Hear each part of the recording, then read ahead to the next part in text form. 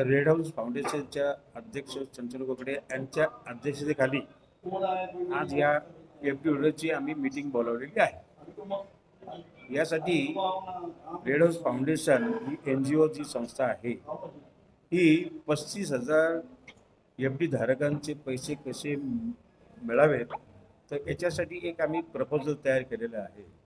तर ते प्रपोजल काय आहे ते आम्ही तुम्हाला सांगणार आहोत। यामध्ये DSKनी ज्या काही कंपन्या काढल्या, जवळजवळ 8 कंपन्या काढलेल्या, DSK सन, DSK असोसिएट, DSK ब्रदर्स आणि DSK यांनी जवळजवळ 8,522 कोटी 17 लाख गोळा केले आणि त्यातून ह्या सगळ्या जेवढ्या काही properties DSK DL company including dream city ह्या सगळ्या त्यांनी ह्या एफडी होल्डरच्या पैशातून खरेदी केल्या। म्हणून आमचं आज उच्च न्यायालयामध्ये ED कोर्टामध्ये सतत म्हणजे तुकडेचा वगैरे आम्ही जाऊन तुळशी वगैरे तर हे आम्ही सतत त्या ठिकाणी जाऊन म्हणजे ही जी काही योजना आहे ती आम्ही आता तुम्हाला सादर करणार आहोत आणि त्या योजनेमधून लोकांचे एफडी पैसे कसे मिळणार आहेत। पण यामध्ये DSKवर केसेस झाल्यानंतर DSK 5 वर्षे जेलमध्ये गेले, त्यांच्यावरती 406, 409, 420, 411, 467, 465, 467, 120B, 34 आणि IPCचे सेक्शन आणि MPID कायद्याचे सेक्शन 3 आणि 4 तसेच चिट फंडाचे काही सेक्शन्स असे पोलिसांनी अधिकाऱ्यांनी लावलेले आहेत आणि त्यामुळं DSK हा मोठ्या अडचणीत येऊन आज या 35,000 एफडी धारकांची आणि फ्लॅट बाहेरची सुद्धा फसवणूक झाली। आता म्हणजे जवळजवळ त्यांनी 1153 कोटी त्याला म्हणजे देणे, तसं टोटल जर लायबिलिटीज पाहिल्या तर 2018च्या ह्या लायबिलिटीज ज्या आहेत त्या 3,253 करोडच्या आहेत। त्यामध्ये बँकांचे 1,400 करोड आहेत, हे 1153 कोटी एफडी धारकांचे आहेत, 463 कोटी फ्लॅट बाहेरचे आहेत, 153 करोड टाटा फायनान्सचे आहेत, परत इन्कम टॅक्सचे आहेत, नंतर सेल टॅक्सचे आहेत। तर असे टोटल मिळून 2018ला हे 3,251 करोडचा म्हणजे हा घोटाळा हा म्हणजे एफडी होल्डरनी आणि यांनी तक्रारी केल्यामुळं हा घोटाळा उघडकीस झालेला आहे। या घोटाळ्यासाठी आम्ही त्यावेळेसचे deputy home minister Hansraj Ahir यांच्याशी सुद्धा आम्ही जाऊन संपर्क केला आणि त्यांनी मग 2 पत्र पाठवली। त्या पत्रामध्ये त्यांनी महाराष्ट्राचे चीफ सेक्रेटरी यांना क्लिअर कट डायरेक्शन दिलं किंवा हा जो विषय आहे हा स्टेट गव्हर्नमेंटचा आहे, म्हणून स्टेट गव्हर्नमेंटच्या पोलीस अधिकाऱ्यांनी त्याच्यामध्ये इन्व्हेस्टिगेशन करून लोकांचे म्हणजे जे काही अडकलेले पैसे आणि कलेक्टर मार्फत यांचे पैसे मिळवून द्यायला पाहिजे असे पत्र तिथं आलेले आहेत। त्याचप्रमाणे आम्ही पंतप्रधान मोदी साहेब यांच्याही कार्यालयामध्ये मी स्वतः पर्सनली जाऊन आलो, मला एकट्याला तिथं म्हणजे पाठवलं झालं आणि त्यांना सुद्धा मी निवेदन देऊन आलो की बाबा असा हा प्रकार म्हणजे घडलेला आहे।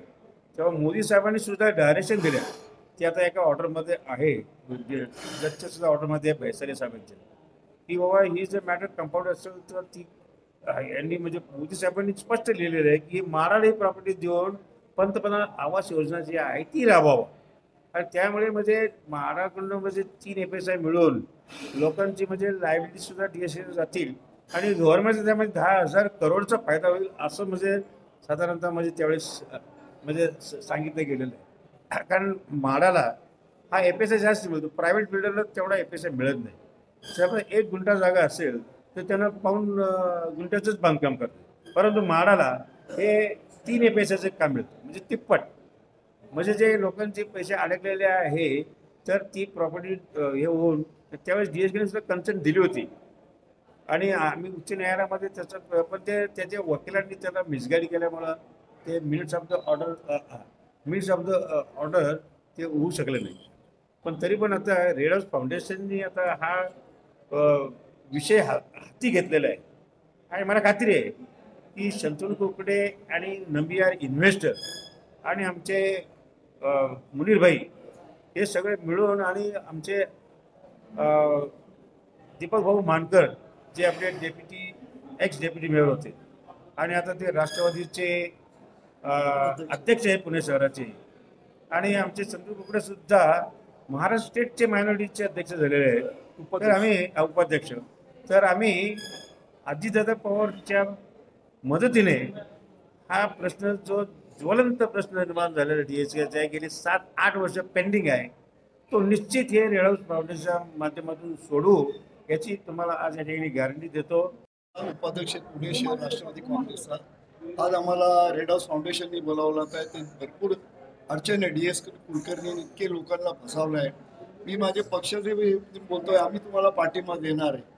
तुमची काय अडचण आहे आमचे वरचे अधिकाऱ्यांना आम्ही बोलणार, दादा पवार साहेबला बोलणार आहे. दादा इकडे तुम्ही स्वतः लक्ष घाला. सातारा, कोल्हापूर हे सगळे बाजूचे लोक आलेत आणि आम्ही एक शब्द तुम्हाला दिलाय, कुठे बी अडचण आहे. आणि आमचे महाराष्ट्राचे उपाध्यक्ष राष्ट्रवादी काँग्रेसचे शंतनू कुकडे साहेब, आम्ही जॉईंट व्हेंचर केलेली आहे. आम्हाला पब्लिकला मदत करायची आहे आणि आमच्या दादाचं तुम्ही आमच्या दादाला मदत करा. आणि एक गॅरंटी आहे, आम्ही तुम्हाला मदत करू. काय लागणार आहे आम्ही मदत करू शासनाच्याकडे.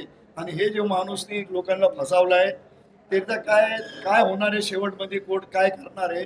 आणि नक्की आहे आम्ही परमेश्वरच सांगू तुम्हाला पैसे भेटायला पाहिजे. आणि मी दादाच्या नावाने तुम्हाला सांगतो, आमचा पक्ष कोणाच्या खाली दाबत नाही. आमचा एकच काम आहे, लोकांना मदत करायची.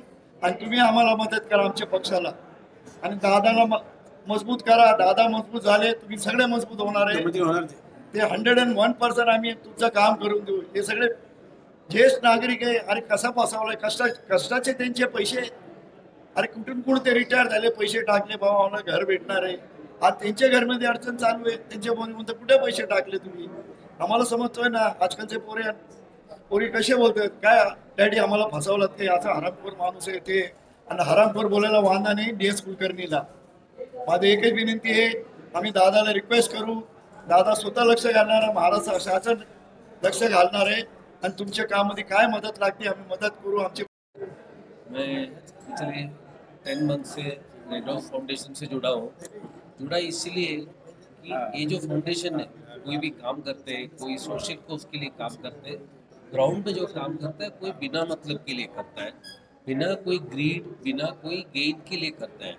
और एक जेन्युइन फोर्स जिसको ज़रूरत है, जो ज़रूरतमंद है, वहाँ तक उनको हेल्प पहुँचे, उनको सही मदद मिले, उनको लाइफ में कुछ चेंज आवे पॉजिटिव, उसके लिए करता है. मैं भी इनसे जुड़ा हूँ. हमारा एक ही बात है, जो भी करते हैं और सही तरीके से जाना है, क्योंकि ये जूनी केस है, 8-10 साल जूने, इसमें कई लोगों ने इन्वॉल्व हुआ है. इसमें सही रास्ते से लीगली सोशली जाओगे, सब इकट्ठा होके जाओगे तो वहीं से प्रॉपर्टीज अलॉट होगी. फिर उसके ऊपर हम लोगों ने ऑलरेडी ग्राउंड में इन्वेस्टर्स हो, फंड्स किए, जो लगता है उसी के लिए काम किया है.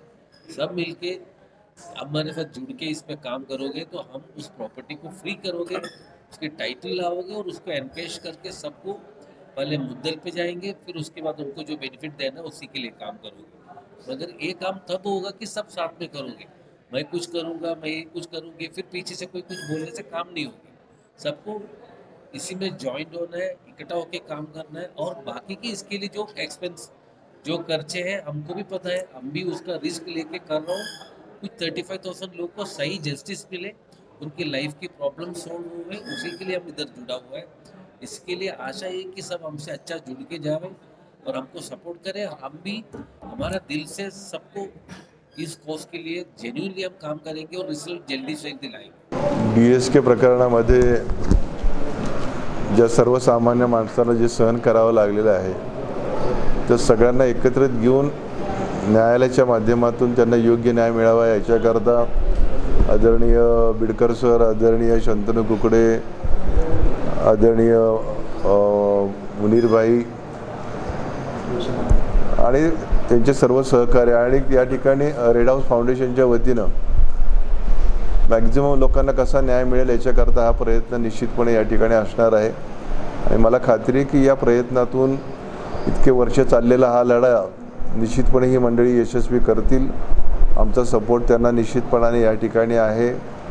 आणि ज्यांच्यावरती एवढा मोठ्या प्रमाणे म्हणजे 35,000 लोकांवरती एवढा अन्याय झालेला आहे, त्या अन्यायाला वाचा फोडण्याचं काम या ठिकाणी आपण सगळेजण करतोय आणि योग्य न्याय त्यांना न्यायालयाच्या म्हणजे न्यायदेवतेकडनं मिळाला पाहिजे हा विश्वास मला माझ्यासारख्या कार्यकर्त्याला निश्चितपणाने आहे आणि या सगळ्या प्रक्रियेमध्ये मी त्यांच्याबरोबर निश्चितपणाने आहे. धन्यवाद.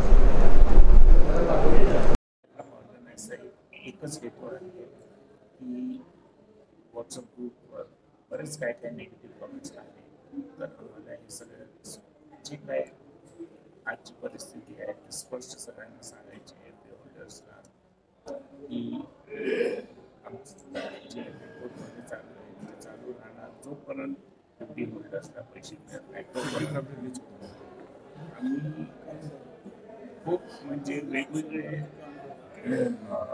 मेथड्सने आम्ही करतो. पॉलिटिकली, सोशली, पोलिसच्या मागे, फायनान्शियली आम्ही आणि आमचं डायरेक्ट कॉन्टॅक्ट पण आहे PSKशी. त्यांचे 2 मीटिंग ऑलरेडी झालेले आहेत आणि त्यांनी काय काय वचन दिले पण परत मागास घेतले. पण आमची आशा आहे की त्यांना माहिती आहे की त्यांची कोणची पण प्रॉपर्टी रिलीज होऊ शकत नाही, त्यांना दुसरं काय पर्याय नाही, आमच्याकडे यावंच लागेल आज नाही तर उद्या. आणि जे काय सोल्युशन आहे ते आमच्या हातातच आहे. रेड हाऊस फाउंडेशन आहे, आम्ही पब्लिकमध्ये लोक आम्हाला प्रश्न विचारतात, आम्ही उत्तर देतोय. आम्ही सगळं लिगली करतोय, याच्यात काय 2 नंबरचं काय नाही आहे. आणि मीडिया आमच्याबरोबर आहे, प्रेस वगैरे, फोटो एक्सचेंज ज्याला म्हणतात. आणि जे सत्य आहे ते लोकांना कळावं ही आमची आमचं चळवळ आहे.